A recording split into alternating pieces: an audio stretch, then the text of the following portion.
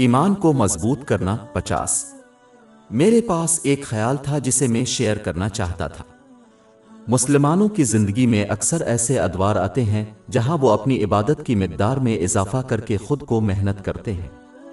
یہ اکثر رمضان المبارک کے مقدس مہینے میں ہوتا ہے، جہاں مسلمان معمول سے کہیں زیادہ محنت کر کے اپنی زندگیوں کو بدلنے کا فیصلہ کرتے ہیں۔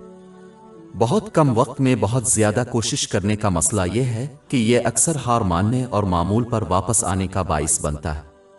سب سے پہلے تو حضور نبی اکرم صلی اللہ علیہ وآلہ وسلم نے صحیح بخاری نمبر 43 میں موجود ایک حدیث میں مسلمانوں کو تنبیہ کی ہے کہ وہ اپنے اوپر زیادہ بوجھ نہ ڈالیں اور صرف وہ کام کریں جنہیں وہ سنبھال سکتے ہیں۔ انہوں نے یہ اعلان کرتے ہوئے نتیجہ اخذ کیا کہ اللہ تعالیٰ کے نزدیک سب سے زیادہ محبوب اعمال وہ ہیں جو باقاعدگی سے کیے جاتے ہیں، خواہ ان کی جسامت کچھ بھی ہو۔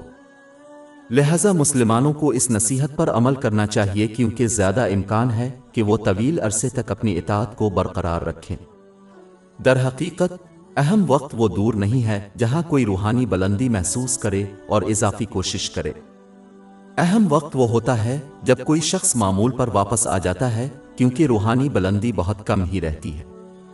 مسلمانوں کو اس بات کو یقینی بنانا چاہیے کہ وہ روحانی بلندی سے کتنا ہی واپس لوٹیں، انہیں اپنے فرائض کی ادائیگی کو جاری رکھنا چاہیے۔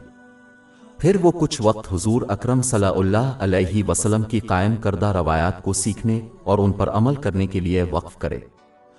اس طرح قدم با قدم بدلنا قلیل مدت میں اضافی کوشش کرنے سے بہت بہتر ہے، اور اس بات کا زیادہ امکان ہے کہ انسان اللہ تعالیٰ کی بہتر اطاعت کو برقرار رکھے گا اگر وہ بتدریج قدم با قدم بدلتے رہیں۔ کوئی بھی مسلمانوں سے راتوں رات سنت بننے کا مطالبہ نہیں کر رہا ہے۔